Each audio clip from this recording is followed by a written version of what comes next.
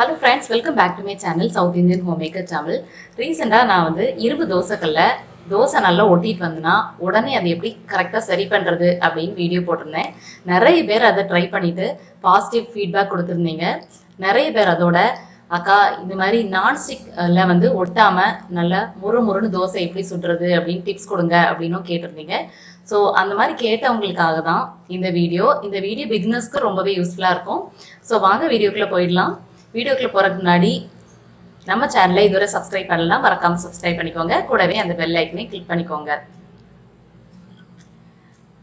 எப்பவுமே நான்ஸ்டிக் தோசைக்கல் வாங்கினதுக்கு அப்புறம் உடனே வந்து அதுல அழுக்கு தூசி எல்லாம் இருக்கும் இல்லையா, அதனால நல்லா வந்து கழுவிக்கோங்க. ஒரு வாட்டி லைட்டான அந்த விம் லிக்யூடு அந்த மாதிரிப்பட்ட லிக்யூட் வச்சு வாஷ் பண்ணிக்கோங்க.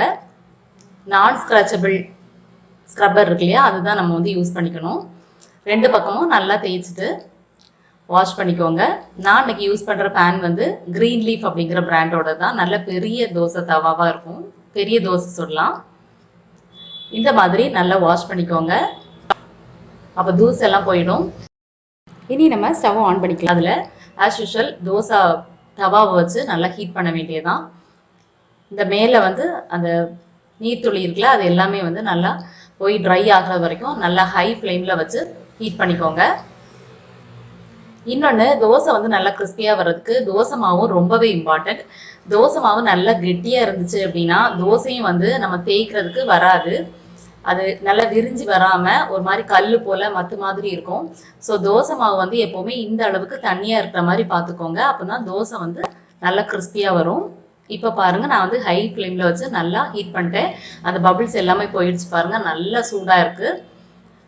இப்போ நம்ம வந்து கரெக்டான டெம்பரேச்சரை எப்போவுமே மெயின்டைன் பண்ணோம். அதுக்காக தான் நம்ம வந்து ஒரு கிண்ணத்தில் கொஞ்சமாக தண்ணி எடுத்து வச்சுக்கோங்க.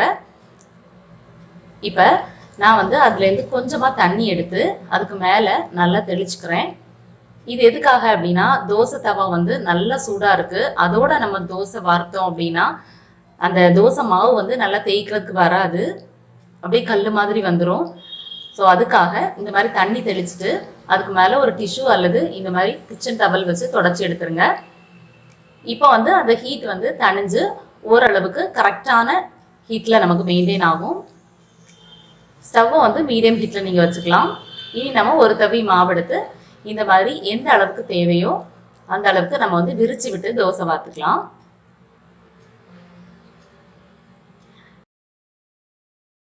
இன்னொரு இம்பார்ட்டன்ட் திங் என்னன்னா, தோசை வார்க்கும் போது ஃபர்ஸ்டே நம்ம தோசைக்கல்ல எண்ணெய் தேய்க்க கூடாது. அது வந்து நார்மலா நம்ம இரும்பு தோசைக்கல்ல எண்ணெய் தேய்ச்சிட்டு தான் நம்ம வந்து தோசை வார்ப்போம் இல்லையா.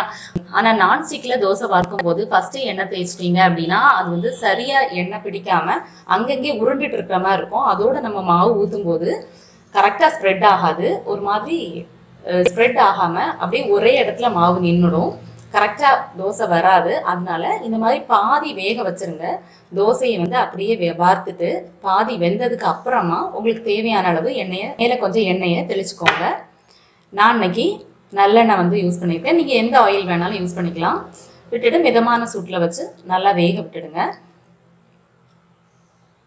இப்போ உங்களுக்கு சைடில் நல்லா இலகி வருது பாருங்க, நல்ல தோசை வந்து கிறிஸ்பியாக வரும். இந்த மெத்தட் நீங்கள் ஃபாலோ பண்ணீங்க அப்படின்னா. இப்போ பாருங்கள், நான் இழக்கவே இல்லை, தானே அது வந்து இலகி வந்திருக்கு. இதை வந்து நம்ம திருப்பி போட்டுடலாம்.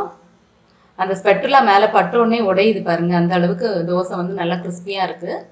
நீங்கள் திருப்பி போட வேணாம் அப்படின்னு நினச்சிங்கன்னா மேலே வந்து அப்படியே ஸ்பெட்டுலா வச்சு தேய்ச்சி விட்டுட்டு அப்படியே கூட எடுத்துக்கலாம், நல்ல மொறுமொறுன்னு இருக்கும். இப்போ பாருங்க, தோசை நல்லா வந்துருச்சு. இதை வந்து எடுத்துடலாம். பாருங்க எவ்வளோ மொறுமொறுன்னு கிறிஸ்பியாக வந்திருக்கு அப்படின்னு.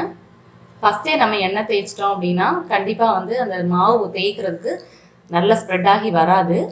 இந்த மெத்தட் நீங்கள் ஃபாலோ பண்ணிங்கன்னா சூப்பராக நல்லா கிறிஸ்பியாக வரும். நான் அடுத்தது வந்து எண்ணெய் தேய்க்காமல் நான்ஸ்டிக்கில் வந்து தோசை ஊற்றி காமிக்கிறேன். ஒவ்வொரு தோசை நீங்கள் வந்து வார்க்கும் போதும் இந்த மாதிரி அந்த டெம்பரேச்சர் மெயின்டைன் பண்ணுறதுக்காக கொஞ்சம் தண்ணியை நல்லா தெளித்து விட்டுக்கோங்க.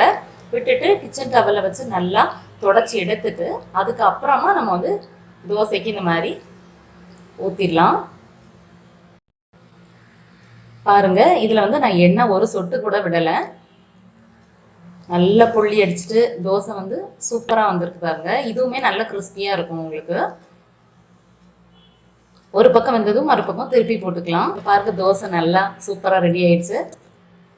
ஸோ ஃப்ரெண்ட்ஸ், இன்னைக்கு நம்ம பார்த்தது ரொம்ப சிம்பிளான மெத்தட் தான். பிகினர்ஸ்க்கு ரொம்பவே ஹெல்ப்ஃபுல்லாக இருக்கும். ஸோ இந்த மெத்தடை நீங்களும் ட்ரை பண்ணுங்க. நான்ஸ்டிக் தோசையில ஒட்டாம கிளியாம தோசை வந்து நல்ல கிறிஸ்பியாக வரும். கண்டிப்பா இந்த மெத்தட் ட்ரை பண்ணி பாருங்க. இன்னொரு நல்ல வீடியோல உங்க எல்லாரும் மீட் பண்றேன். எந்த மாதிரி வீடியோஸ் உங்களுக்கு தேவை அப்படிங்கறதை கீழே மறக்காம கமெண்ட்ல சொல்லுங்க. இன்னொரு நல்ல வீடியோல உங்க எல்லாரும் மீட் பண்றேன். அது வரைக்கும் தேங்க்ஸ் ஃபார் வாட்சிங்.